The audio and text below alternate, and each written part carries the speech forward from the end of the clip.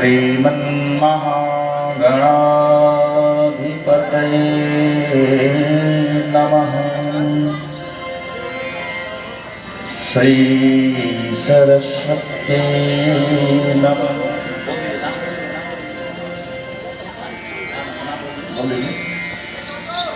भाइयों का नाम बोल दीजिए।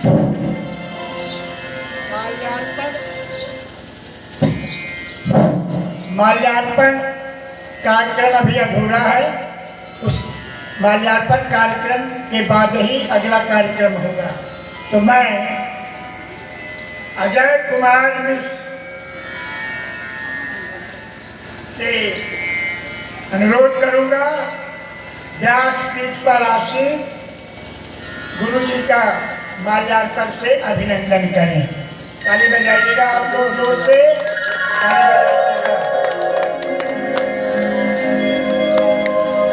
अब मैं विजय कुमार मिश्र से प्रार्थना करूंगा वे व्यास जी के सम्मानार्थ अपनी श्रद्धा प्रकट करें माल्यार्पण के द्वारा।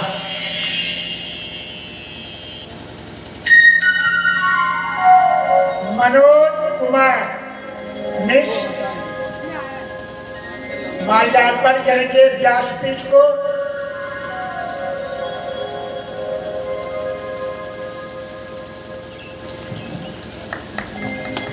ताली जोर से बजाइए एक बार तो।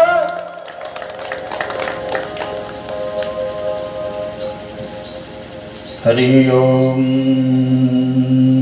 हरि ओम हरि ओम।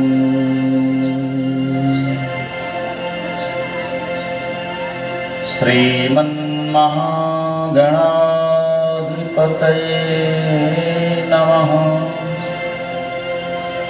श्री सरस्वती नमः।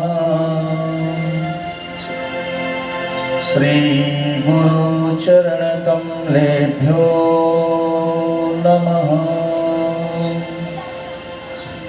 श्री ग्राम देवताभ्यो नमः। ध्येयं सदा परिभवगनं भीष्टदोहम् तीर्थास्पदं शिवविरञ्चनुतं शरण्यम्। भृत्यार्तिहं प्रणतपालभवाब्धिपोतम् वन्दे महापुरुषते चरणारविन्दम्।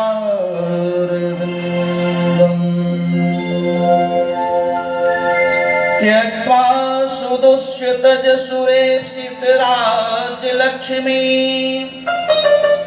धर्मिष्ठ आर्यवचसा यद्गादरण्यम्।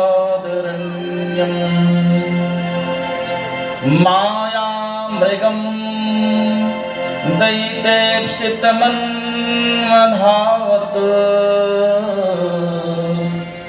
वन्दे महापुरुषते चरणारविन्दम्।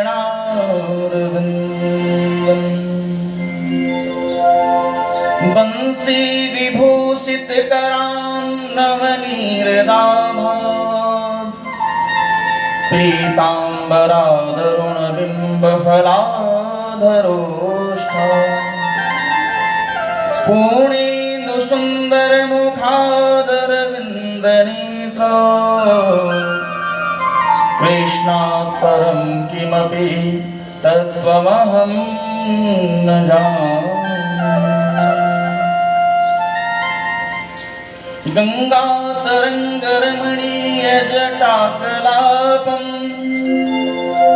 गौरी निरन्तर विभूषित वामभागम्। नारायण प्रियमनङ्गमदापहारम् वाराणसीपुरपतिं भज विश्वनाथ।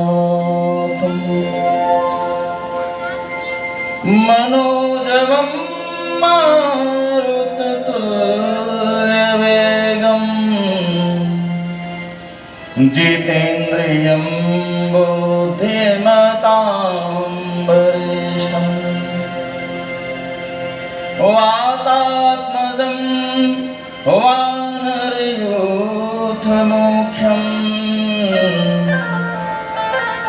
श्रीरामदूतं शरणं प्रपद्ये। जय जय जय राधारमण,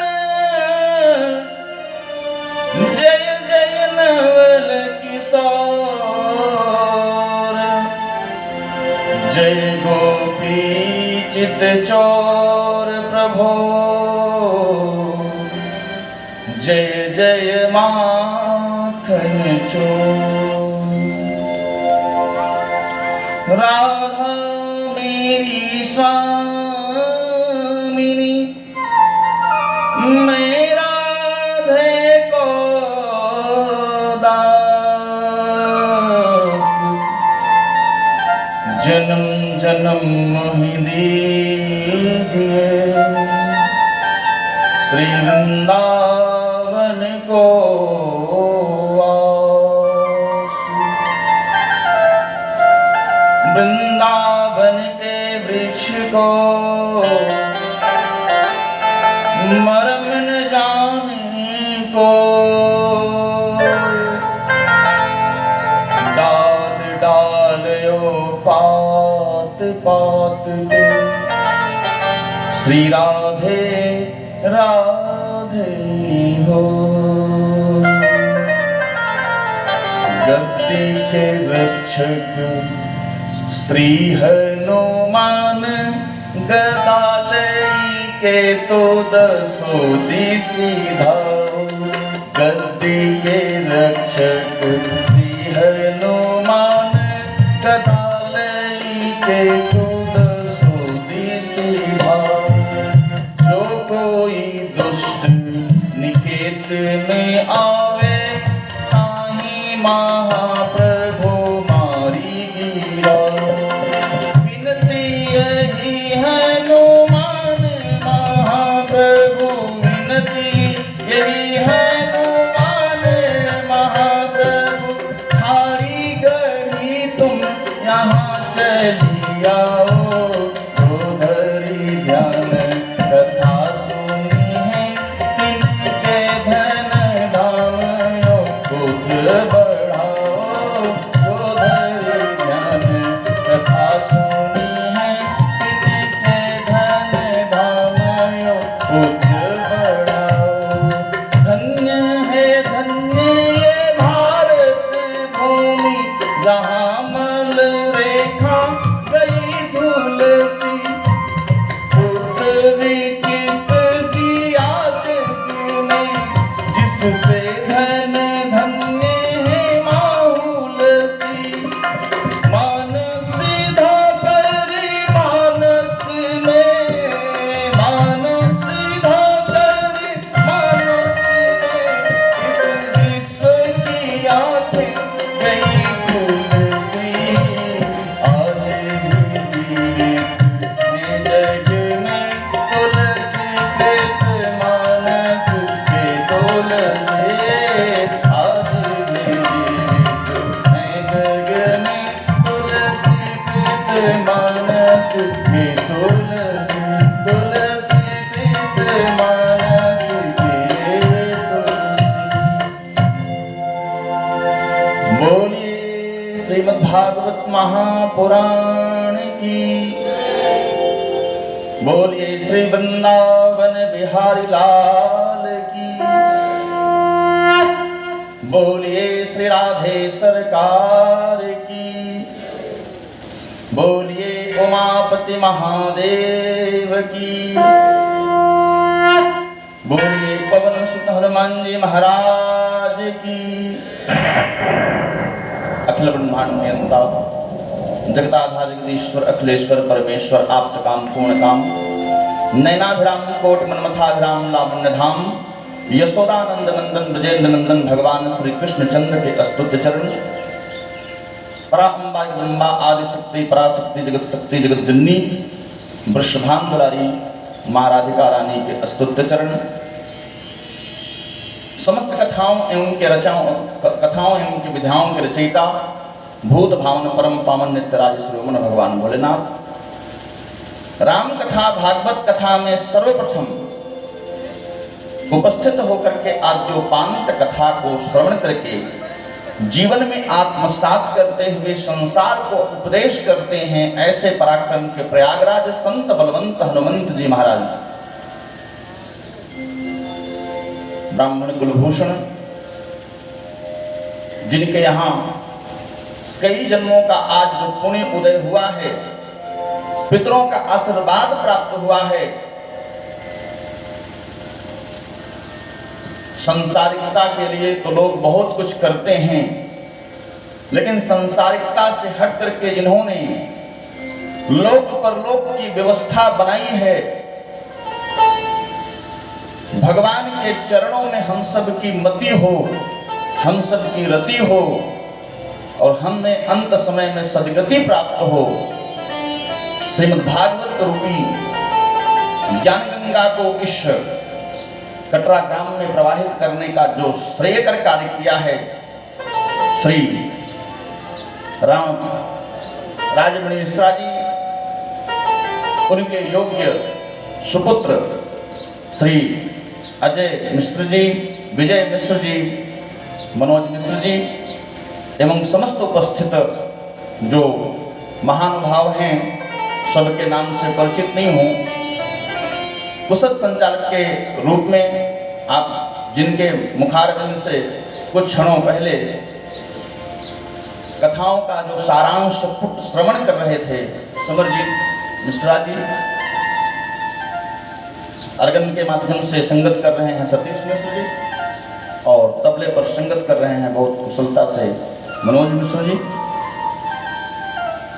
भागवत कथा रस जो भूल भाग सज्जनों, अर्चनीय वंदनीय माननीय माताओं बहनों, आइए कथा का जो नियम है, शाश्वत जो कथा का नियम है, ये है कि हम सब अपनी मन और वाणी को पवित्र करने के लिए भगवत नाम संकीर्तन करें।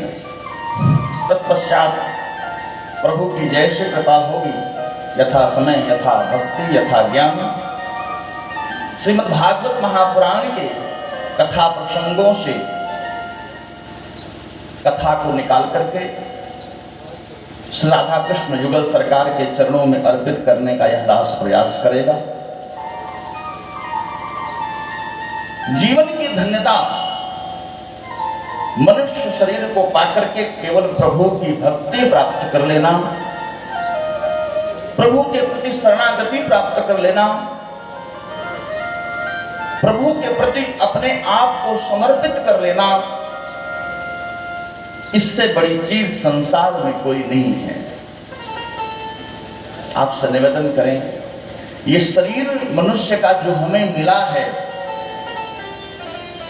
ये बहुत भाग्यशालियों को प्राप्त होता है। भगवान की बड़ी अतिशय कृपा हुई कि हमें मनुष्य शरीर मिला, और मनुष्य शरीर में भी ब्राह्मण का शरीर प्राप्त हुआ, और जो मनुष्य शरीर मिला उसमें सत्कर्मियों का शरीर प्राप्त हुआ, और उसमें भी सबसे बड़ी बात यह है कि संसार की विषय वासनाओं से विमुक्त होकर के आज हम भगवान के सम्मुख उपस्थित होकर के भागवत कथा सुधा का रसपान करने के लिए यहाँ उपस्थित हुए हैं। इससे अच्छी बात संसार में कोई नहीं हो सकती, ध्यान देना। तो ये जीवन का सबसे बड़ा रहस्य है। आइए मन और वाणी को पवित्र करने के लिए भगवत नाम संकीर्तन करें, क्योंकि प्रभु को प्राप्त करने के 4 साधन शास्त्र ने बताए हैं। पहला साधन क्या है? नाम। अरे भाई, जैसे अगर हम किसी के नाम से परिचित या नहीं हैं तो उसको क्या कह के बुलाएंगे? हे ना, अच्छा नहीं लगेगा उसे। क्यों भाई हे कह रहे हो, मेरा नाम नहीं जानते क्या? तो सबसे पहला साधन भगवान को प्राप्त करने का है क्या? नाम। नाम लेते लेते एक समय ऐसा आएगा कि नाम लेने मात्र से जिनका नाम ले रहे हैं उनका रूप आपकी आंखों में प्रवेश कर जाएगा। तो पहला है नाम, दूसरा है रूप और तीसरा है लीला, चौथा है धाम। तो धाम में हम तब पहुंचेंगे, धाम बाद में है और प्रभु का नाम पहले है। कलयुग में तो भगवान के नाम का बहुत बड़ा फल बताया गया है, ध्यान देना। अगर नाम लेने का मजा जिसकी जुबान पे आ गया, नाम लेने का मजा जिसकी जुबान पे आ गया, वो जीवन मुक्त हो गया, चारों पदार्थ पा गया। धन्य हो, धन्य हो, धन्य हो। इसलिए आइए सब लोग भगवान का नाम करें, नाम लें प्रेम से संकीर्तन के रूप में। फिर जैसे प्रभु की कृपा होगी, यथा समय यथा भक्ति यथा ज्ञान। बोलिए, सब लोगों को ताली भी बजाना है, नाम संकीर्तन भी करना है ना? और सब लोग बचाइएगा, संकोच में नहीं, हाथ उठा करके बढ़िया ढंग से ताली बजाते हुए, क्योंकि भाव ही सब कुछ है। बिना भाव के भाजी नहीं मिलती तो भगवान कहाँ से मिलेंगे? बोलिए भक्तों से भगवान की जय।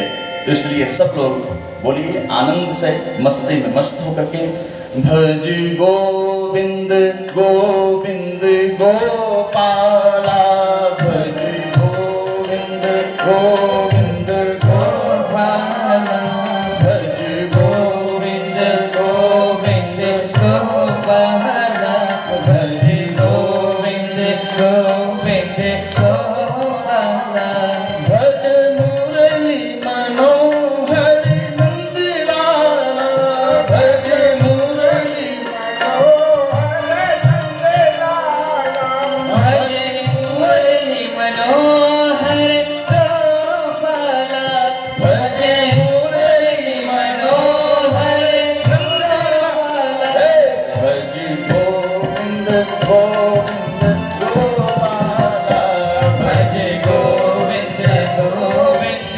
गोपाला। ऐसे नहीं, जरा मस्ती चढ़नी चाहिए। सब लोग हाथ ऊपर करें, ताली बजाते हुए सब लोग बोलिए तो आनंद आएगा। क्या बात है?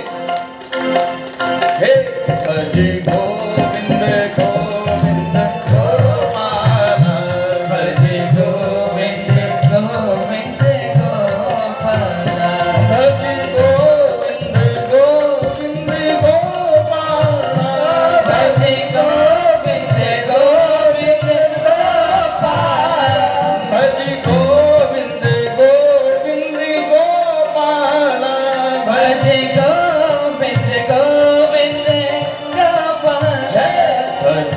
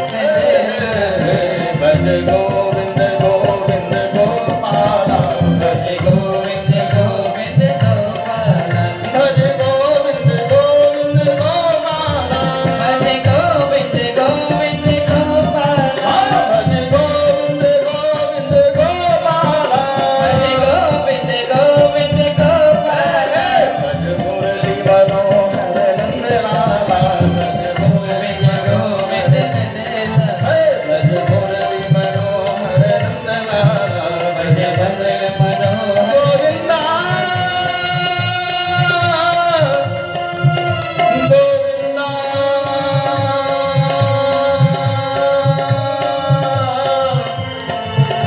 गोपाला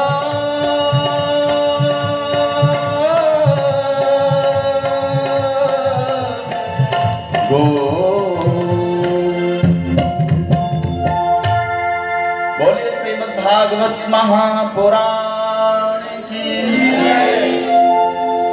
ऐसा बोलो जय कि लगे कोई है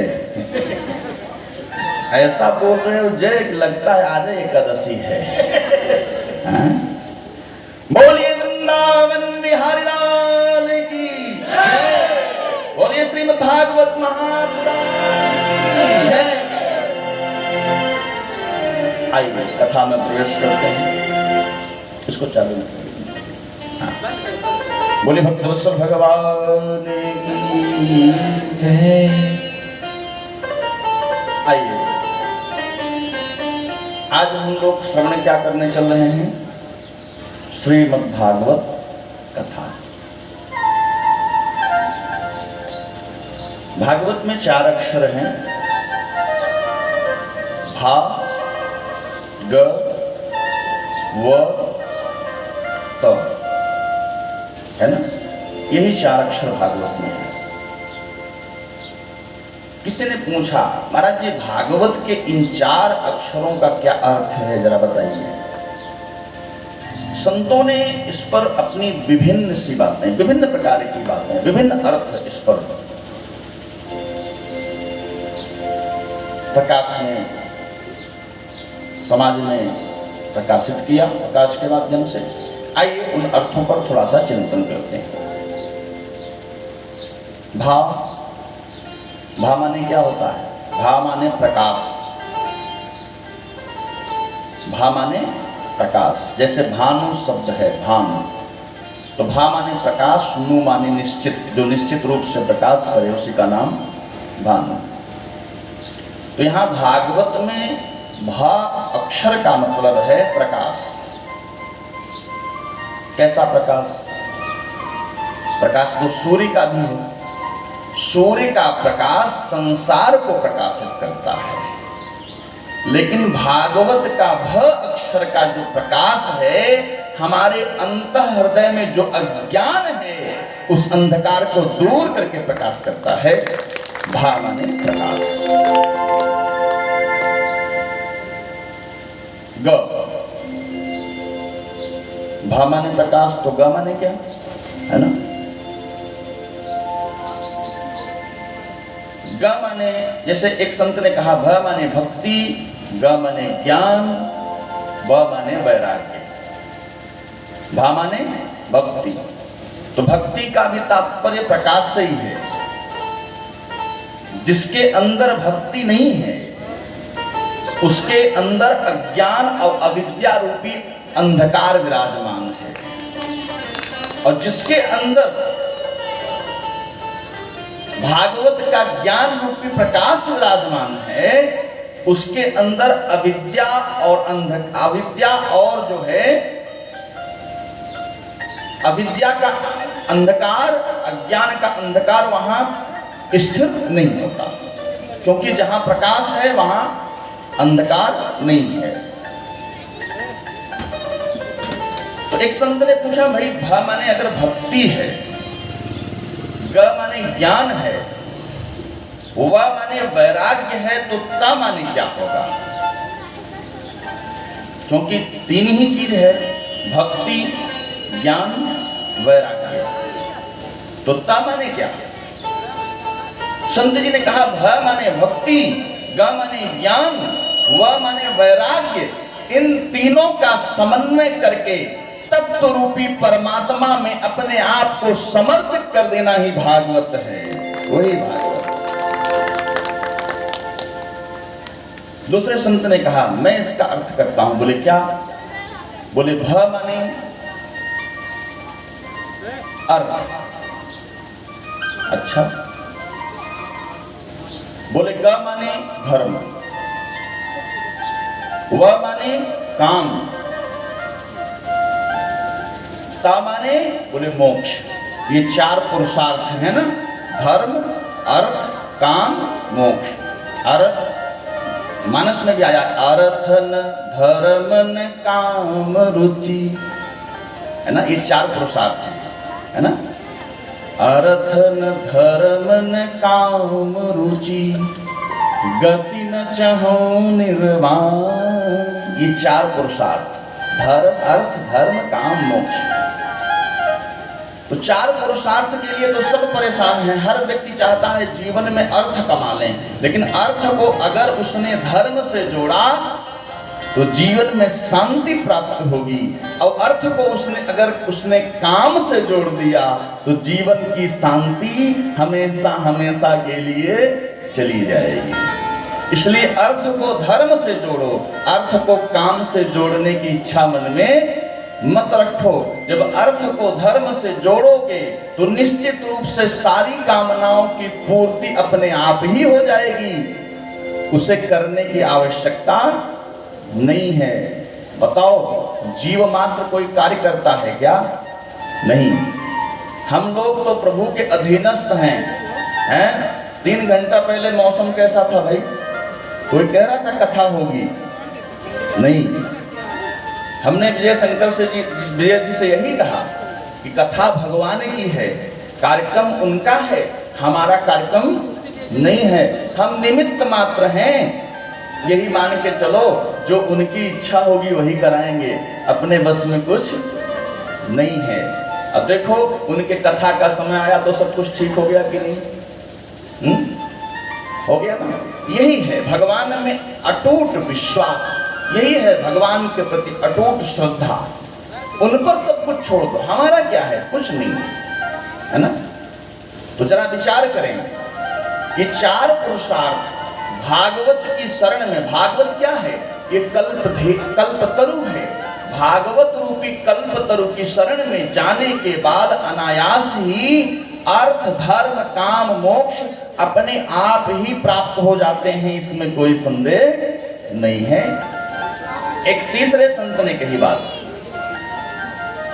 ध्यान देना। तीसरे संत ने बात क्या कही? भाभाष्यते ज्ञानम। अभी जो मैंने बताया, भा माने ज्ञान, भाभाष्यते ज्ञानम। बोले ग माने, बोले गतिर्यस्य अलौकिकी। बोले व माने, बोले वरेण्यम सर्व पुराणानाम। बोले त माने, बोले तारिणीम भव भवानवात्। भा भाष्यते ज्ञानम, भा माने ज्ञान। तो जो भागवत का भय रूपी ज्ञान अपने अंतः हृदय में स्थापित करेगा उसको लौकिक गति नहीं मिलेगी। बोले तो, बोले उसको तो अलौकिक गति प्राप्त हो जाएगी। बोले महाराज किसी को प्राप्त हुई है? बोले अनेकों को प्राप्त हुई है। आगे की कथा में आप श्रवण कर लेंगे कि धुंधकारी जैसे प्रेत को भी कैसे भागवत अलौकिक गति दे देता है। भाभाष्यते ज्ञानम गतिर्यस्य अलौकिकी, उसको अलौकिक गति प्राप्त होती है। बोले ये श्रीमद् भागवत क्या है? बोले श्रीमद् भागवत पुराण नहीं है, महापुराण है। क्या है? महापुराण। ध्यान देना, हमारे यहाँ 18 पुराण हैं। कितने पुराण हैं? 18। 18 पुराणों का नाम जानते हैं आप लोग? नहीं जानते? जान लीजिए, मद्वयम भद्वयम चैव, मद्वयम भद्वयम चैव, प्रत्रयम व चतुष्टयम, अनापलिंग पुष्कानि पुराणानि पृथक पृथक। म अक्षर से दो पुराण, मद्वयम। म अक्षर से दो पुराण कौन? एक मार्कंडे पुराण, एक मत्स्य पुराण। बोले भक्तवत्सल भगवान की। भद्वयम, भ अक्षर से दो पुराण, एक भविष्य पुराण, एक भागवत पुराण। कितने हो गए भाई? दो दो चार हो गए ना। ब्रत्रयम, ब्र अक्षर से तीन पुराण। कौन कौन सा? बोले ब्रह्म वैवर्त पुराण, ब्राह्म पुराण और ब्रह्मांड पुराण। कितने हो गए? चार तीन सात। वह चतुष्टयम, वह अक्षर से चार पुराण। कौन कौन से? वह से वामन पुराण, वह से वायु पुराण, वह से विष्णु पुराण, है ना, वह से वाराह पुराण। कितने हो गए? 11। अनाप लिंग, अनाप में तीन अक्षर है। अ माने अग्नि पुराण, ना माने नारद पुराण, प माने पद्म पुराण। लिंग में दो अक्षर है, ली से लिंग पुराण, ग से गरुण पुराण। कितने हो गए अब? 16। दो पुराण भी बचा। बोले महाराज दो पुराण कहाँ गया? बोले कूसकानी, कू से कूर्म पुराण, आधा स से स्कंद पुराण। बोली भक्तवत्सल भगवान की। यही 18 पुराण। 18 पुराणों में सबसे सर्वश्रेष्ठ पुराण अगर कोई है तो श्रीमद् भागवत महापुराण। और शब्द जो हैं, अगर दूध हैं तो ये साक्षात घी है। अब आप कहेंगे महाराज दूध से घी उत्पन्न होता है। बात तो सही है, दूध से ही घी उत्पन्न होता है। लेकिन अगर क्या दूध घी की जगह दूध से दीपक जलाओगे तो जलेगा? दूध में पूरी छानोगे तो छनेगा? उसके लिए तो घी की आवश्यकता पड़ेगी ना भाई। दूध से घी बनाने के लिए दूध को उबालना पड़ेगा, उसमें जामन डालना पड़ेगा, उसको दही बनाना पड़ेगा, फिर मंथन करोगे तो मक्खन निकलेगा, मक्खन के बाद तक घी की प्राप्ति होगी। उसी प्रकार से श्रीमद् भागवत महापुराण संपूर्ण पुराणों का तत्व है, इसमें कोई संदेह नहीं है। ध्यान देना, इस तत्व रूपी परमात्मा की शरण में आप बैठे हैं। जिस समय भगवान श्री कृष्ण इस धराधाम को छोड़कर के जा रहे थे, उद्धव जी ने कृष्ण से प्रश्न किया, महाराज इस धराधाम को छोड़कर के आप जा रहे हैं, धर्म किसकी शरण में जाएगा? उन्होंने कहा, उद्धव मैं अपनी वांगमयी मूर्ति श्रीमद् भागवत महापुराण को छोड़ के जा रहा हूं, जो एक पुराण ही नहीं, जिस घर में श्रीमद् भागवत महापुराण विराजमान है उस घर में मैं स्वयं विराजमान हूं। धर्म उसकी शरण में विराजमान रहेगा, कहीं और जाने की कोई जरूरत नहीं है। तो भाभाष्यते ज्ञानम गतिर्यस्य अलौकिकी वरेण्यम सर्वपुराणानां। बोले इसको जो श्रवण करता है तो क्या होता है? बोले तारिणीम भवभवानमाति, भवसागर को बड़ी सहजता से ही पार हो जाता है, इसमें कोई संदेह नहीं है। जैसे मूकम करोति वाचालाम पंगुम लंघयते गिरिम, है ना, संस्कृत का श्लोक है। इसमें कहा गया कि भगवान की कृपा हो जाए तो लंगड़ा भी पर्वत लांघ सकता है। लेकिन गोस्वामी तुलसीदास जी ने से पूछा गया, आप क्या कहते हैं? बोले मैं थोड़ा संशोधन करना चाहता हूं। बोले क्या? बोले मूक होई वाचाल पंगु चढ़ई गिरिवर कहें लगाने में तो कोई भाई अगर असमर्थ है तो दूसरे ने छिनाए को वहां पार कहते ही, लेकिन मेरे प्रभु की कृपा अगर हो जाए तो लंगड़ा भी पर्वत पर चढ़ करके लांग सकता है। बोले भक्तवत्सल भगवान कितना आनंद विचार करना। तो आज श्रीमद् भागवत महापुराण की शरण में हम बैठे हैं। इसमें 12 स्कंद हैं, 12 स्कंद श्रीमद् भागवत महापुराण में 18,000 श्लोक हैं। 18,000 के अलावा 600 श्लोक अलग से हैं।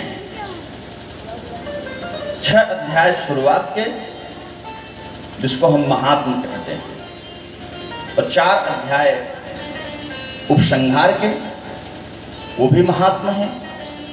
शुरुआत का जो 6 अध्याय है वह पद्म पुराण से लिया गया है, और उपसंहार का जो 4 अध्याय है वह स्कंद पुराण से लिया गया है। बोली भक्तवत्सल भगवान की। तो पद्म पुराण में प्रथम श्लोक आइए चिंतन करें। इसी के माध्यम से हम महात्म में प्रवेश करते हैं। सच्चिदानंद रूपाय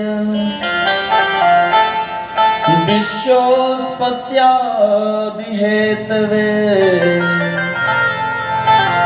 तापत्रय विनाशाय श्री कृष्णाय वयं नमः। पहला श्लोक। सत चित आनंद। सच्चिदानंद का अगर हम विच्छेद करते हैं तो उसमें होगा क्या? सत चित आनंद। तो भगवान के 3 विग्रह स्वरूप बन गए, सत चित आनंद। श्लोक को आगे देखें। भगवान के 3 विग्रह स्वरूप कौन से हुए? सत चित आनंद। सत्य क्या है? जो हमें दिखाई पड़ता है उसको हम सत्य मान लेते हैं, लेकिन बहुत से सारे ऐसी चीजें हैं जो सत्य न होते हुए भी हमें दिखाई पड़ती हैं। बोले भक्तवत्सल भगवान ने की जय। सत्य क्या है? सत्य तो केवल ईश्वर और एक मृत्यु के अलावा संसार में कोई वस्तु सत्य नहीं है। सारी वस्तुएं एक माया का स्वरूप है। माया का तात्पर्य क्या? मां माने नहीं, या माने जो नहीं है फिर भी दृष्टिगोचर हो रही उसी का नाम माया है। माया रूपी संसार में यह जीव आकर के पूर्णतः भटक गया है, जिसके कारण सत्य रूपी परमात्मा से बहुत दूर हो गया। क्योंकि इस परमात्मा और माया के बीच में जो एक परमात्मा और जीवात्मा के बीच में एक पर्दा लगा हुआ है, उस पर्दा का नाम ही है माया। उस पर्दा का क्या नाम है? माया। क्या है माया? बोले मैं मोर तोरत ये माया,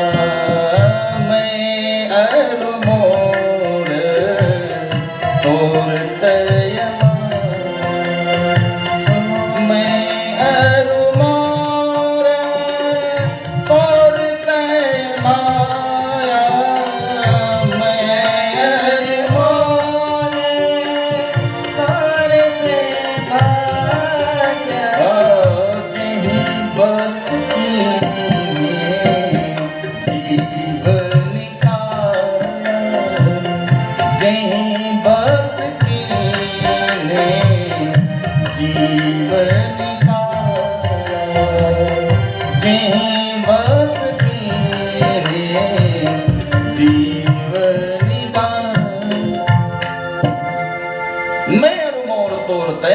माया, यही माया है। इसी माया ने हमको सत्य रूपी परमात्मा से दूर कर दिया है। भगवान के 3 विग्रह हैं। पहला है सत्य, दूसरा है चित, तीसरा है आनंद। सत्य क्या है? परमात्मा। कभी कभी लोग कहते हैं परमात्मा तो दिखाई ही नहीं पड़ता, है ना? क्या उन लोगों से पूछिए जरा कि क्या आपकी आंख आपकी पलक को देख पाती है क्या? नहीं देख पाती। जिस प्रकार आपकी आंख आपकी पलक को नहीं देख पाती, तो क्या पलक का अस्तित्व नहीं है? है, फिर भी दिखाई नहीं पड़ता। उसी प्रकार से परमात्मा हमारे इतना समीपस्थ है, हम उसको दूर दूर को खोजते रहते हैं, लेकिन उसके नजदीक नहीं पहुंच पाते। विचार करें। तो आज सब, उसके बाद चित्त। चित्त क्या है? जो चित्त वृत्तियों में समाहित हो। अगर प्रभु आपके चित्त वृत्तियों में समाहित होंगे तो आपका चिंतन बढ़ेगा, और संसार अगर आपकी चित्त वृत्तियों में समाहित होगा तो आपकी चिंता बढ़ जाएगी महाराज। अब आप समझना है कि चिंता बढ़ाना है कि चिंतन बढ़ाना है। उसके बाद हम खोजते हैं आनंद। आनंद क्या है? आनंद क्या है? आज बहुत आनंद आया। क्यों? भोजन बहुत सुंदर मिला। तो जब आनंद आया तो गया कहां? आनंद क्षणिक नहीं होता, ध्यान देना। जिसके जीवन में आनंद आ जाएगा वह कभी दुखी नहीं होगा। हमें क्षणिक सुख मिलता है, हम उसको आनंद समझ लेते हैं। भोजन करने से क्षणिक सुख मिला, उससे अच्छा कहीं भोजन मिल गया तो वहां ज्यादा सुख मिल गया, उससे अच्छा और कहीं मिल गया तो और ज्यादा वहां मिल गया, और थोड़ा कम अच्छा मिला तो दुखों मिल गया। बोले भक्तों भगवान ने, ये मन का विषय है ना। ये क्षणिक चीजें हैं। आनंद 3 घंटा फिल्म देखने पर भी आता है लोगों को ना, लेकिन जब बाहर निकलते हैं तो ऐसा लगता है किसी ने उनकी मुंह को पीटा है बराबर। बोले भक्तों भगवान की, वो आनंद कहा गया कहां? आनंद है ही नहीं, वो तो क्षणिक सुख है। आनंद हम खोज रहे हैं संसार में, संसार में आनंद मिल ही नहीं सकता। अरे भाई, हम किसी पुस्तकालय में पहुंचे, कहें 2-2 गरम समोसे दे दो, तो कहेगा भैया यहाँ से हट जाओ, पुस्तकालय में समोसे नहीं मिलते। हाँ, और भोजनालय में पहुंच कहें हमको लघु सिद्धांत कौमुदी दे दो, तो मिलेगा? नहीं मिलेगा। ये संसार ही दुखालय है, और इस दुखालय संसार में हम सुख खोजने चले, हम आनंद खोज रहे हैं। आनंद तो केवल परमानंद की शरण में प्राप्त होगा, अन्यथा कहीं भी प्राप्त होने वाला नहीं है। आनंद ऑर्केस्ट्रा में नहीं मिलेगा, ध्यान देना। आनंद तो केवल यहां मिलेगा, बाकी आनंद कहीं मिलने वाला। क्यों? क्योंकि जब भगवान का नामकरण होने लगा राम जी का, तो जो आनंद सिंधु सुख राशि है। आगे आप 10वें स्कंद में जब कथा आएगी, भगवान श्री कृष्ण का जन्म होगा, तो कोई नहीं कहेगा कि नंद जी के लड़का हुआ। नहीं नहीं, नंद घर आनंद भयो। क्यों? क्योंकि आनंद जो है परमानंद ही है। परमानंद के अलावा संसार की किसी भी विषय वासनाओं में आपको क्षणिक सुख तो प्राप्त हो सकता है, लेकिन आनंद कभी प्राप्त नहीं हो सकता। आनंद तो केवल परमात्मा की शरण में मिल सकता है। सच्चिदानंद रूपाय, भगवान के 3 विग्रह स्वरूप। तो भगवान के कार्य क्या हैं? बोले विश्वोत्पत्त्यादि हेतवे, विश्व की उत्पत्ति, आदि, उत्पत्ति के बाद आदि शब्द। जब हम लोग बचपन में पढ़ते थे, मास्टर साहब कहते थे फला चीज की 5 पर्यायवाची लिख के लाओ, तो जब 3 ही आता था तो 3 लिख देते थे आदि, मतलब इसके बाद भी अभी कुछ है, मतलब आदि के बाद अभी कुछ बाकी है। यहाँ व्यास जी ने बड़ी कुशलता से विश्वोत्पत्त्यादि, उत्पत्ति के बाद 2 चीजें छिपी हुई हैं उसमें आदि में। बोले क्या? बोले स्थिति, स्थित माने पालन करना, उत्पत्ति, पालन और उसके बाद संहार, ये तीन चीजें हैं, है ना। विश्वोत्पत्त्यादि हेतु, ये भगवान के मुख्य कार्य हैं। संसार की उत्पत्ति, संसार का पालन और फिर संसार का संहार, है ना। अब चाहो उसके लिए उनको कितने में रूप धारण करना पड़े, है? वही ब्रह्म तत्व में ब्रह्मा जिसके रंज मात्र शक्ति से सृष्टि करते हैं, ब्रह्मा जिसके, विष्णु जिसके रंज मात्र शक्ति से पालन करते हैं, शिव जी जिसके रंज मात्र शक्ति से संहार करते हैं, वही पार ब्रह्म परमेश्वर है। बोलिए भक्तवत्सल भगवान की जय। तो ये भगवान के मुख्य कार्य हैं, तो गौड़ कार्य भी कुछ होगा। बोले हाँ, गौड़ कार्य भी भगवान का है। बोले क्या है? बोले तापत्रय विनाशाय। गौड़ कार्य मतलब ये स्वभावगत कार्य, वो मुख्य कार्य है। लेकिन भगवान के ये स्वभावगत कार्य क्या? बोले हम सतचित आनंद की शरण में जब हम रहेंगे, तो जैसे भगवान के तीन स्वरूप हैं, वैसे भगवान के तीन मुख्य कार्य हैं, वैसे भगवान के तीन स्वभावगत कार्य हैं। बोले क्या कार्य हैं? बोले इस परमात्मा की चरण शरण ग्रहण करने के पश्चात परमात्मा की ऐसी कृपा की अनुभूति हमें होती है, ऐसी कृपा मिलती है कि हमारे जीवन में उपस्थित ताप, पाप, संताप तीनों अपने आप ही सहजता पूर्वक नष्ट हो जाते हैं। बोलिए भक्तवत्सल भगवान की जय।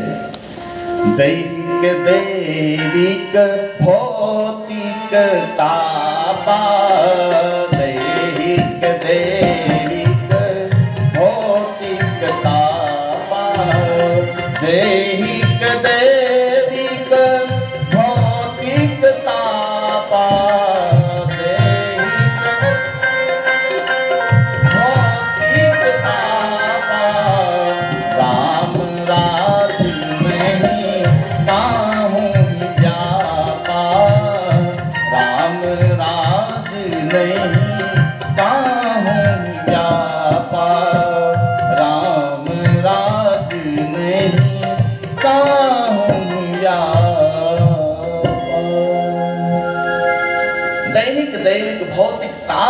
नष्ट हो जाते हैं।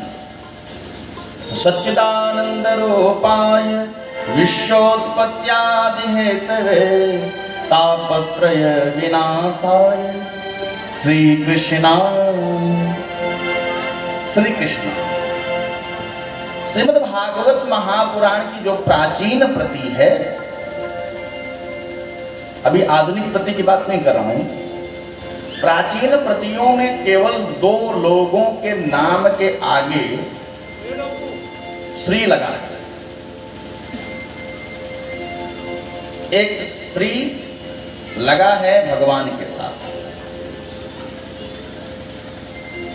श्री भगवान वाच जहां भी आया है, और एक लगा है श्री सुखवाच। अब प्रश्न यह उठता है कि अगर श्री अक्षर श्री सुखदेव के साथ लग सकता था, तो व्यास तो उनके पिताजी हैं, उनके नाम के अक्षर के पहले श्री क्यों नहीं लगा? प्रश्न उठता है कि नहीं उठता? भगवान के नाम के पहले अक्षर जो श्री लगा, उसका मतलब श्री का अर्थ क्या होता है? हम लोग आम आदमियों के नाम के पहले श्री लग जाए तो सम्मान सूचक है। बोलिए भक्तवत्सल भगवान की जय। लेकिन वही श्री अक्षर अगर जैसे श्री राम कह दें, तो श्री माने वहां सीता जी हो जाएगा। बोलिए भक्तवत्सल भगवान की जय। श्री कृष्ण के साथ श्री लग जाएगा तो वहां श्री माने राधा हो जाएगा, और नारायण के नाम के साथ श्री जुड़ जाएगा तो श्री माने लक्ष्मी हो जाएगा। शब्दा नाम अनेक अर्थ, एक शब्द के अनेक अर्थ हैं। तो यहाँ जो भगवान के साथ लगे हैं उनके विभिन्न अर्थ हैं। महाराज तो श्री सुख के साथ क्यों लगे? बोले श्री सुखदेव के साथ श्री लगने का तात्पर्य यह था कि पूर्व जन्म में श्री सुखदेव जी महाराज किशोरी जी के सानिध्य में तोता के रूप में विराजमान थे, है ना। तो तोता के रूप में विराजमान तो बाद में हुए, लेकिन पहले ही वो किशोरी जी की कृपा प्राप्त करने के लिए राधे राधे का जप करते थे। एक दिन भगवान राधे राधे नहीं बोले भक्तवत्सल भगवान की जय, कृष्ण कृष्ण का जप करते थे। किशोरी जी प्रकट हुई, उन्होंने कहा कि शुभ बताओ किसका नाम जप कर रहे हो। उन्होंने कहा कि कृष्ण का। बोले आप जानते हो कि शक्ति के साथ शक्तिमान जरूरी है ना, दोनों का नाम जप करना चाहिए। तो बोले क्या जप करें हम। बोले राधे कृष्ण राधे कृष्ण राधे कृष्ण कहियोरी। अच्छा ऐसा करने से क्या होगा। बोले राधा और कृष्ण दोनों की कृपा तुम्हें प्राप्त हो जाएगी।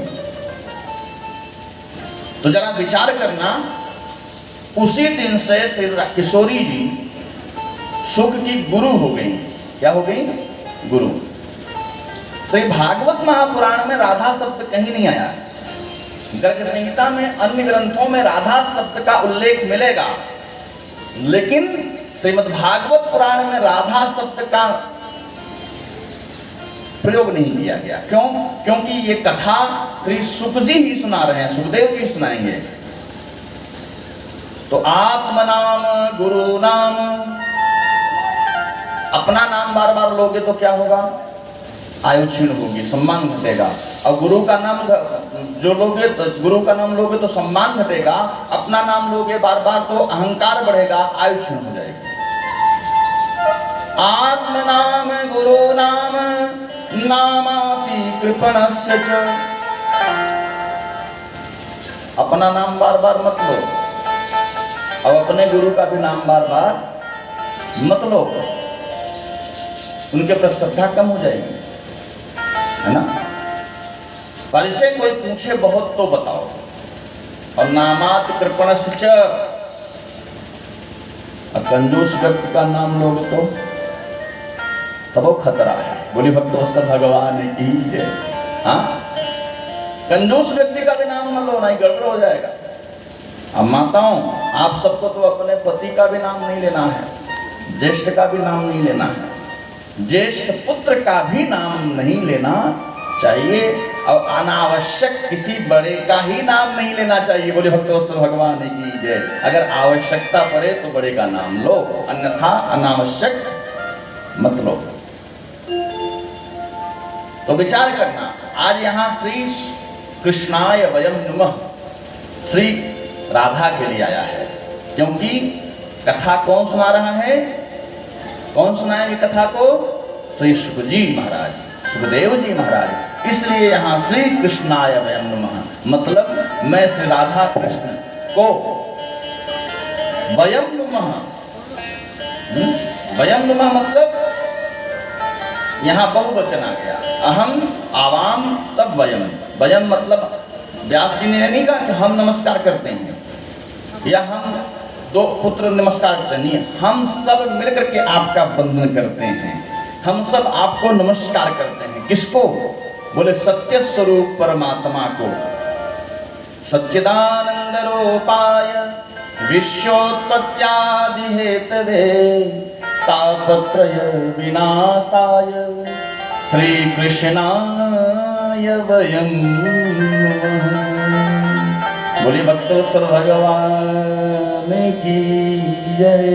बोली गोविंद जय जय, गोपाल जय जय, गोविंद जय जय, गोपाल जय जय, गोविंद जय जय, गोपाल जय जय, गोविंद जय जय, गोपाल जय जय, गोविंद जय जय, गोपाल जय जय, गोविंद जय जय, गोपाल जय जय, राधा हरि गोविंद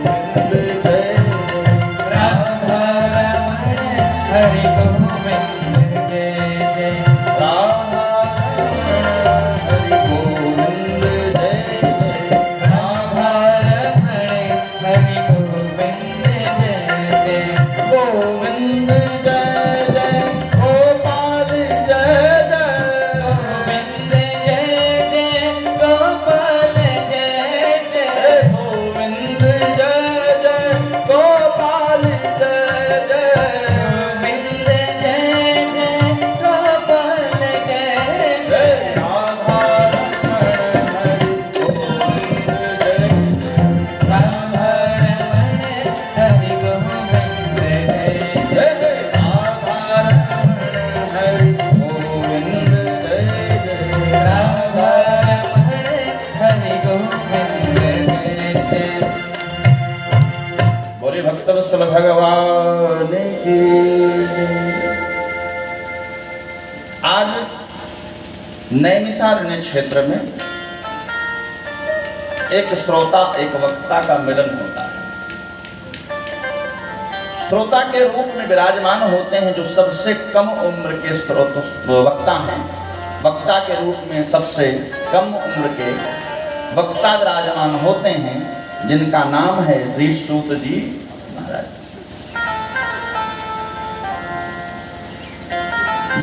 श्रोता के रूप में विराजमान उपस्थित वहां होते हैं सबसे ज्यादा उम्र के जो बुजुर्ग हैं, जिनका नाम है श्री सौनक जी महाराज, जो 88,000 ऋषियों के नायक। अच्छा बताइए, अगर कथा हो रही हो 88,000 लोग एक के साथ प्रश्न करें, कथा हो पाएगी? हाँ? अब एक एक करके प्रश्न करें तब भी कथा नहीं हो पाएगी। प्रश्न उत्तरी में ही समय निकल जाएगा, है ना? तो वहां सूत जी महाराज वक्ता हैं और सौनक जी महाराज श्रोता हैं। ये क्षेत्र कहाँ है? बोले ये नैमिषारण्य। नैमिषारण्य क्षेत्र कहाँ है जानते हैं? भौगोलिक दृष्टिकोण से नैमिषारण्य ये लखनऊ से जो हरदोई वाला सीतापुर वाला मार्ग है, उसी के बीच में पड़ता है एक नैमिष स्टेशन, जो गोमती नदी के किनारे विराजमान है। ये गोमती जो है, गोमती मैया, ये आदि गंगा है। ये सतयुग की आई गंगा। प्रयाग वाली गंगा तो महाराज एक शाक वंश में कई पुस्तकों के बाद जब भगीरथ महाराज आए हैं त्रेता में, तब लाए हैं। लेकिन गोमती मैया पृथ्वी के साथ ही उत्पन्न हुई हैं। बोले भक्तवत्सल भगवान की। नैमिषारण्य क्या है? नैमिषारण्य एक तीर्थ है जो सबसे श्रेष्ठ माना गया है। तीर्थों के राजा प्रयाग हैं, तीर्थराज प्रयाग। तीर्थों के गुरु पुष्कर हैं और तीर्थों में वर सबसे श्रेष्ठ ये कौन है? कहते हैं नैमिषारण्य। इनकी उत्पत्ति कैसे होती है? कहते हैं एक बार भगवान नारायण के पास यही 88,000 ऋषि जाकर के निवेदन करते हैं, महाराज सबने आपने सबको सब कुछ प्रदान किया, हमको भी कुछ प्रदान करिए। बोले आप तो निष्काम महात्मा हैं, आपको किस चीज की आवश्यकता है? आपको क्या चाहिए? उन्होंने कहा महाराज हमें लौकिक कोई वस्तु नहीं चाहिए, हमें अलौकिक वस्तु चाहिए। हम आपका भजन करना चाहते हैं। शांति मन से भजन करने के लिए जो स्थान हम लोगों को उपयोगी हो, वही स्थान प्रदान कर दीजिए, हम यही चाहते हैं। भगवान नारायण ने कहा मैं अपना चक्र सुदर्शन छोड़ रहा हूँ। यह चक्र सुदर्शन पृथ्वी के जिस भाग में जाकर के अपने आप स्थिर हो जाएगा, उसका वह स्थान आपके लिए बहुत पुनीत हो जाएगा। उस स्थान पर आप शांति मन से पूजा पाठ कर सकते हैं, इसमें किसी प्रकार की कोई दिक्कत नहीं होगी, यह हम आपसे वचन देते हैं। तो नारायण का जो चक्र सुदर्शन वहां से चला है, आकर के नैमिषारण्य तीर्थ में आकर के उपस्थित हुआ है, वहां स्थिर हो गया। यद्यपि चक्र सुदर्शन कभी स्थिर नहीं होता, लेकिन भगवान की इच्छा से आज स्थिर हो गया। उसी प्रकार से बोले कैसे? बोले जैसे ये हमारा मनोमय चक्र कभी स्थिर नहीं होता, लेकिन जब उस परमात्मा की कृपा होती है तो जहां भी जाने के बाद स्थिर हो जाए वही हमारे लिए नैमिषारण्य तीर्थ है। ये ध्यान देना, हमारा मन रूपी चक्र जहां जाकर के स्थिर हो जाए वही हमारे लिए नैमिषारण्य है। तो आज श्रोता वक्ता का मिलन होता है। वक्ता से श्रोता कहते हैं क्या? अज्ञान ध्वंस विध्वंस कोटि सूर्य सम प्रभ। प्रभु, एक सूर्य ही सारे अंधकार को नष्ट कर देता है। ऐसे आपके अंदर करोड़ों सूर्य का प्रकाश भरा हुआ है। वो सूर्य तो संसार की संसार की जो है अंधकार को नष्ट करता है, लेकिन आपका जो ज्ञान रूपी प्रकाश जो करोड़ों सूर्य के समान है, वो हमारे अंतःकरण में जो तिमिर है, अज्ञान का जो तिमिर है, उस तिमिर को नष्ट करने में वही सक्षम है। तो ऐसा कोई उपाय बताइए महाराज कि जिससे हमारे अंतःकरण का अज्ञान पूर्णतः नष्ट हो जाए। सोतख्याहि कथा सारम मम कर्ण रसायनम। हे सुतोली, आप ऐसी कोई कथा सुनाइए जिससे हमारे अज्ञान खत्म हो जाए, हमारे जीवन में प्रकाश ही प्रकाश भर जाए। कथा का तात्पर्य क्या है? कथा, दो अक्षर है, कथा। कथा का मतलब क्या होता है? किसी से पूछो, अभी छोटे बच्चे से क माने क्या, तो बोलेगा कबूतर। हाँ? थोड़ा बड़ा होगा तो बोलेगा कमल, थोड़ा बड़ा होगा तो बोलेगा कलम। लेकिन क अक्षर का अर्थ अगर किसी संस्कृत के विद्यार्थी से पूछेंगे तो कहेगा क कुंडई जलई, क माने जल। ये तो मिला ही नहीं कहीं, बोले भक्त वत्सल भगवान की, है ना। लेकिन किसी वेदांत के विद्यार्थी से इस चीज को पूछेंगे क माने क्या, तो न कमल बताएगा, न कलम बताएगा, न कबूतर बताएगा, न जल बताएगा। वो कहेगा क माने ब्रह्म। बोली भक्त वत्सल भगवान की जय। क्योंकि शब्द ही ब्रह्म, अक्षर ही ब्रह्म है, अक्षर से ही शब्द बनते हैं। तो क माने ब्रह्म, था माने जीव, था माने जीव। जहां जीव और ब्रह्म का समन्वय हो, मतलब जीवात्मा था, उसकी तीन स्थिति है, भूत, वर्तमान, भविष्य। लेकिन भगवान तो भूतातीत हैं, सृष्टि नहीं थे फिर भी विराजमान थे, सृष्टि है फिर भी विराजमान है, सृष्टि नहीं रहेगी फिर भी विराजमान रहेंगे। वो भूतातीत है, हर कालों में उसकी सत्ता है, हम समझे या न समझे। लेकिन जीव आज है, कल की कोई गारंटी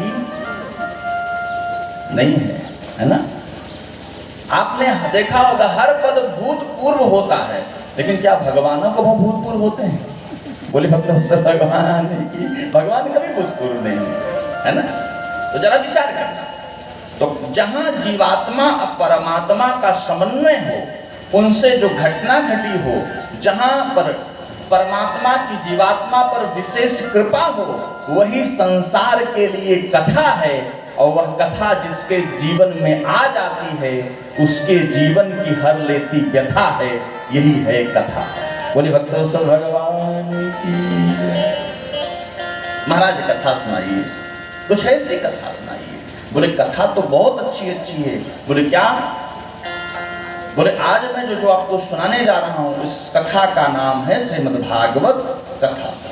लेकिन ये सामान्य कथा नहीं है, ये अलौकिक कथा है, इसे ध्यान से सुनना। जब कोई व्यक्ति कहे भाई तुम्हें दे रहा हूं बहुत कीमती चीज है, इसको ध्यान से रखना, तो समझ लेना कि वो बहुत कीमती चीज है।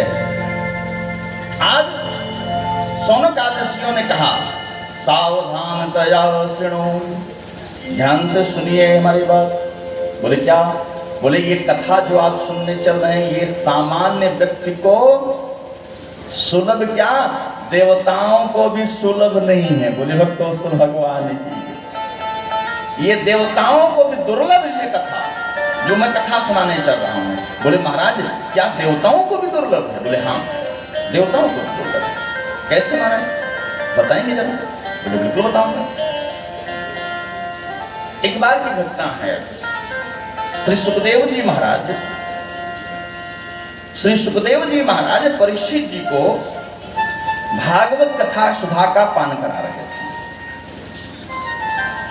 और जैसे ही पान कराना शुरू किया तैसे ही जो आकाश मंडल में स्वर्ग में जो देवता हैं उनसे रहा नहीं गया।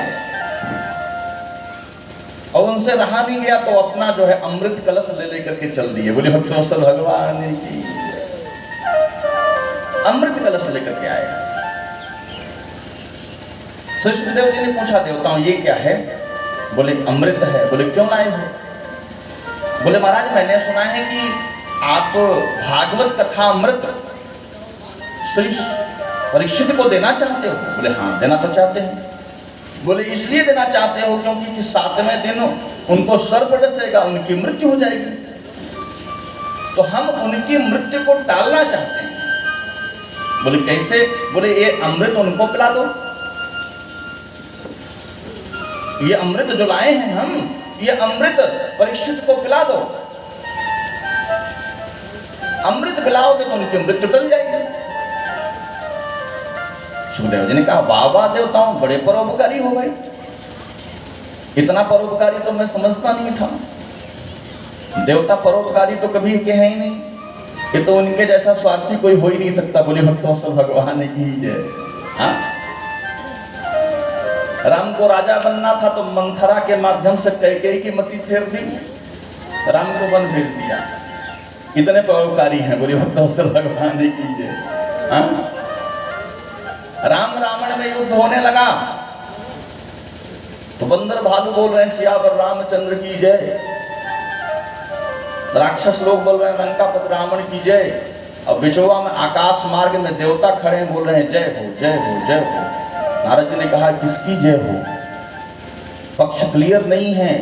अरे भाई राम जी की जय बोल रहे हो कि रावण की? बोले आप जानते नहीं हो। बोले क्यों? बोले विजय किसके पास जाएगी पता नहीं, जो जीत जाएगा उसी से माला पहन लेंगे। बोले भक्तों भगवान। हाँ तो ये देवता बहुत स्वार्थी हैं। गोस्वामी जी ने इनके लिए एक विशेष पंक्ति भी लिखी है मानस में कि आये देव परम स्वार्थी, आये देव परम स्वार्थी, आये देव परम स्वार्थी, बचनो कहे जनो परमारथी, बचनो कहे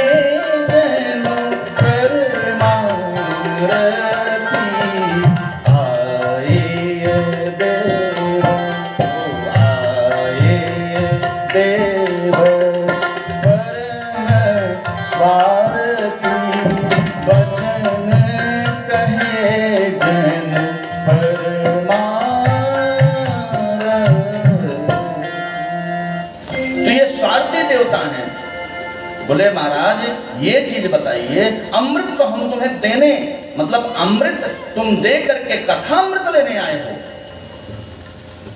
अरे किसने बोर्ड लगा के रखा है कि देवताओं को कथा में आना वर्जित है? हा? अगर तुम कथा के सच्चे अधिकारी हो तो कथा में आके बैठते, कथा को सुनते, क्या कथा पांडाल से निकाल दिए जाते?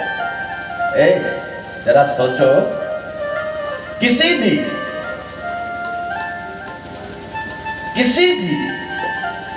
आयोजन में लोग अपेक्षा करते हैं हमें बुलाया जाए।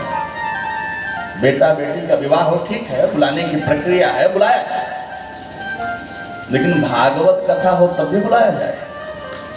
अगर भागवत कथा में बुलाने की प्रक्रिया है अच्छी बात है, बुलाओ, लेकिन अगर कोई नहीं भी बुलाता तब भी कथा में आने की प्रक्रिया है कि नहीं है? भागवत कथा में तो बिना बुलाए, राम कथा में तो बिना बुलाए कथा श्रवण करना चाहिए। वहां बुलाने पर नहीं जाना चाहिए।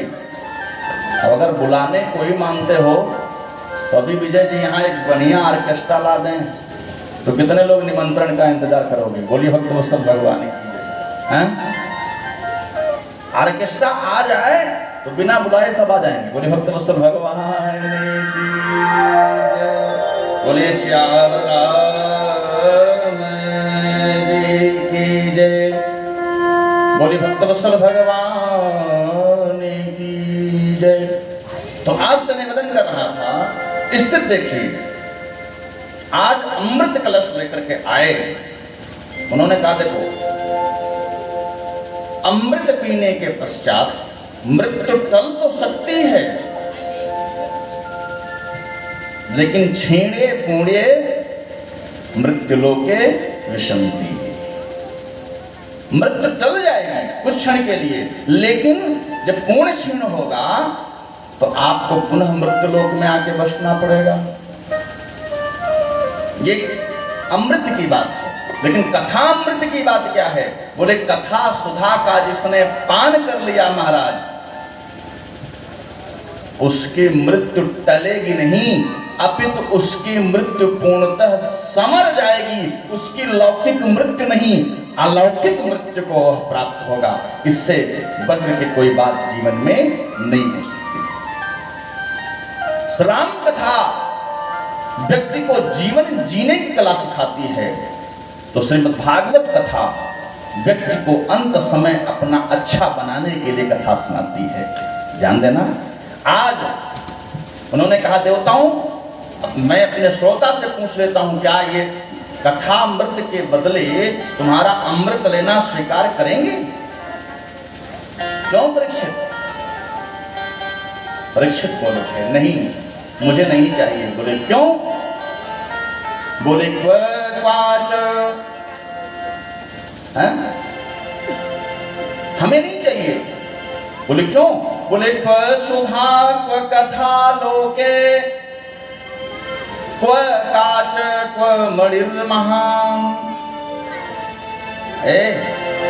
कहाँ सुधा, कहाँ कथा सुधा, जमीन आसमान का अंतर है। कोई व्यक्ति ये कहे कि आप अपनी वास्तविक मणि मुझे दे दो और मैं तुम्हें इसके बदले कांच के कुछ टुकड़े मणि रूप में प्रदान करता हूं, तो क्या कोई व्यक्ति मणि देकर के कांच टुकड़े लेगा? नहीं ले सकता। ध्यान देना। इसलिए ये कथा बहुत ही अलग किस्म की है और संसार में हर व्यक्ति जान रहा है कि क्षण प्रति क्षण, एक दिन, एक घंटा, एक पल, एक महीने मेरा धीरे धीरे मेरी आयु का कम होता जा रहा है। काल व्याल मुख ग्रास, हम हर क्षण काल के मुख में ग्रास बनते जा रहे हैं। फिर भी व्यक्ति परमात्मा के चरणों में अपना मन स्थापित नहीं कर पा रहा है। परमात्मा के चरणों से उसको प्रेम नहीं हो पा रहा है। केवल संसार की विषय वासनाओं में लिप्त तो है, लेकिन परमात्मा से उसे कोई मतलब नहीं है। बोले भक्त वत्सल भगवान की जय। कहते महाराज, आज ऐसी कथा आपको सुना रहा हूं। कथा का जो श्रोता होता है वो वक्ता से ज्यादा बुद्धिमान होता है। ध्यान देना। कथा में दो ही हैं, एक श्रोता, एक वक्ता। सबसे पहले नाम किसी का आया है तो श्रोता वक्ता ज्ञान निधि, ऐसा कहा गया है। ऐसा नहीं कहा गया वक्ता श्रोता ज्ञान निधि। अगर गोस्वामी जी चाहते तो ऐसा भी लिख सकते थे कि वक्ता श्रोता ज्ञान निधि, नहीं, लेकिन उन्होंने कहा श्रोता वक्ता ज्ञान निधि। भाई जो जानेगा वही तो सुनेगा। जो जानेगा, ये मत देखिए कि यहाँ भीड़ कम है। 2 पैसे चाट की दुकान पर लाइन लगी रहती है खाने वालों की, लेकिन हीरे के शोरूम में कोई कोई बिरला जाता है। बोलिए भक्तोस्तल भगवान की है कि नहीं? जंगल टिकट में ट्रेन में सफर करने वाले आपको बहुत मिलेंगे, लेकिन एसी फर्स्ट क्लास में जाने वाला व्यक्ति कोई कोई मिलेगा, वहां भीड़ उतनी नहीं मिलेगी। तो ये फर्स्ट क्लास का एसी डिब्बा है, यहाँ ज्यादा लोग नहीं चढ़ेंगे। बोले कौन चढ़ेगा? बोले जिसको परमात्मा इस डब्बे में बैठाना चाहेंगे कथा रूपी में, वही आएगा, बाकी सब आने वाले नहीं है। तो आज महाराज आप लोग ध्यान से सुनिए, कथा क्या चीज है। बोले क्या कथा चीज है? बता रहे हैं आज। नैमिषे सोतमासीन, नैमिष क्षेत्र में सूत जी ने घटना का वर्णन प्रारंभ किया। कथा का महत्व समझाते हुए कह रहे हैं कि एक बार की बात है,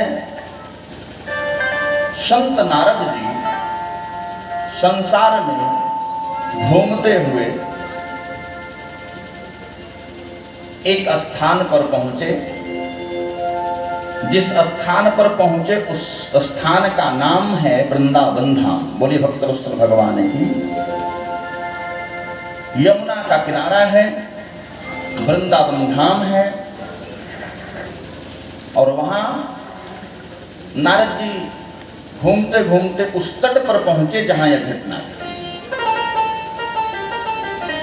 यमुना तट पर एक स्थान है जहां ये घटना घटी। वहां बहुत सारी नारियां इकट्ठी थी। नारद जी ने देखा कि बहुत सारी नारियां हैं, लगता है कुछ अनहोनी घटना घट गई, चल के मैं पूछता हूं। नारद बाबा पूछने के लिए अग्रसर हुए, सोचे पूछूं क्या बात है यहां। लेकिन फिर नारद जी को विचार आया मन में कि मैं नैष्ठिक ब्रह्मचारी हूं, मैं बैरागी बाबा हूं, यहां स्त्रियों का समूह इकट्ठा है।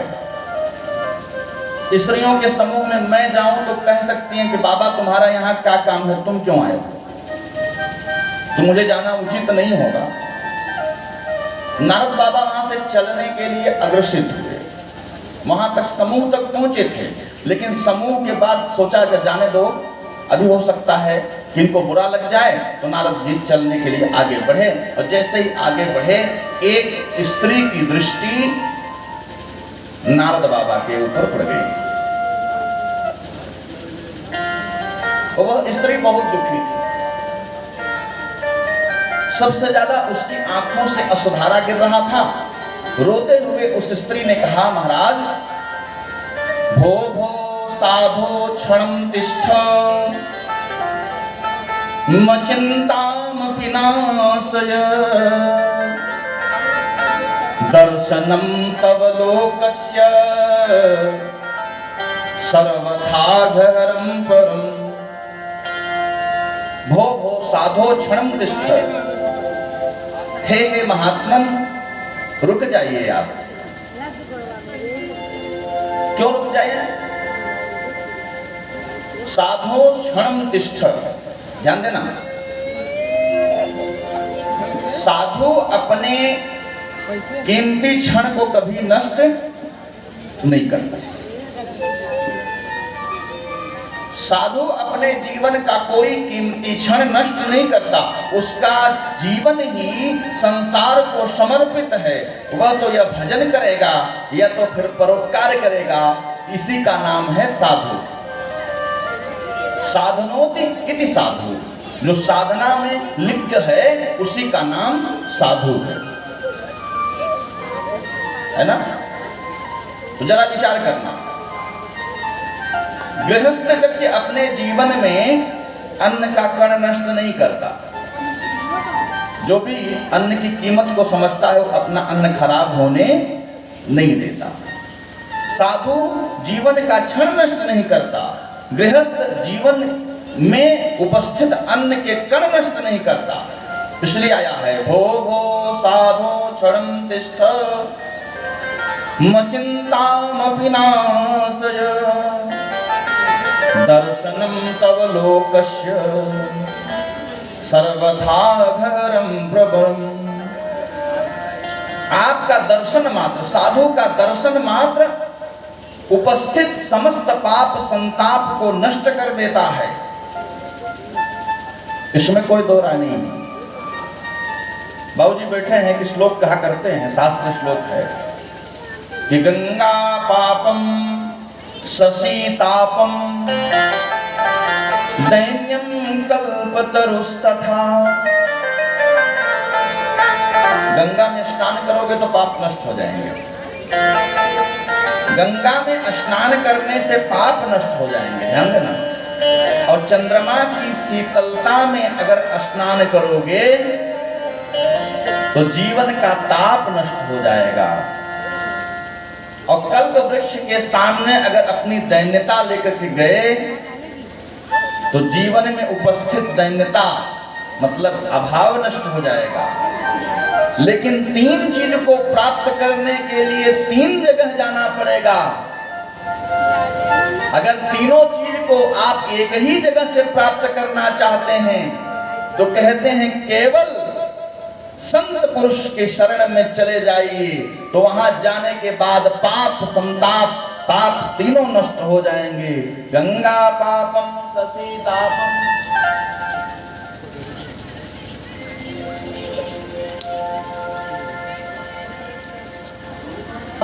शशीतापम दैन्यम कल्पतरुस्तथा पापम तापम तथा दैन्यम हन्ते संतो महाशया।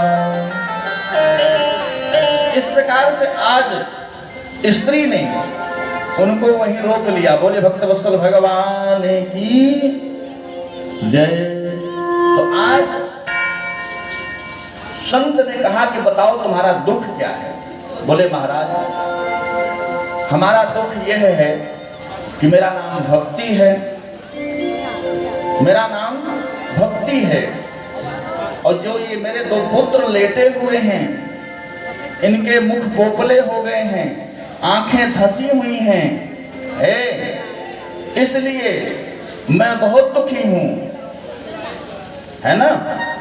इसलिए आप मेरे दुख का निवारण कर दीजिए, क्योंकि मैंने सुना है कि संत की शरण में जाने के बाद सब कुछ अच्छा ही होता है। बोलिए भक्तवत्सल भगवान की जय।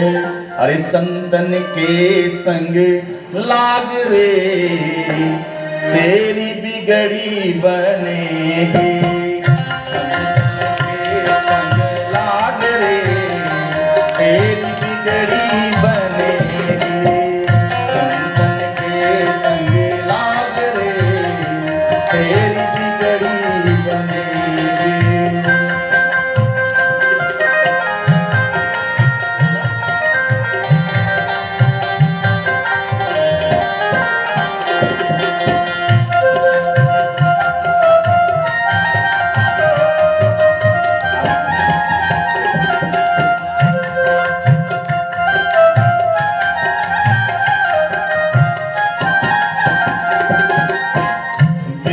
बनेगी तेरी अच्छी बनेगी, बिगड़ी बनेगी तेरी अच्छी बनेगी, अच्छी बनेगी तेरी बिगड़ी बनेगी, अच्छी बनेगी तेरी बिगड़ी बनेगी। संतन के संग लाग रे तेरी बिगड़ी बनेगी, संतन के संग लाग रे तेरी बिगड़ी बनेगी।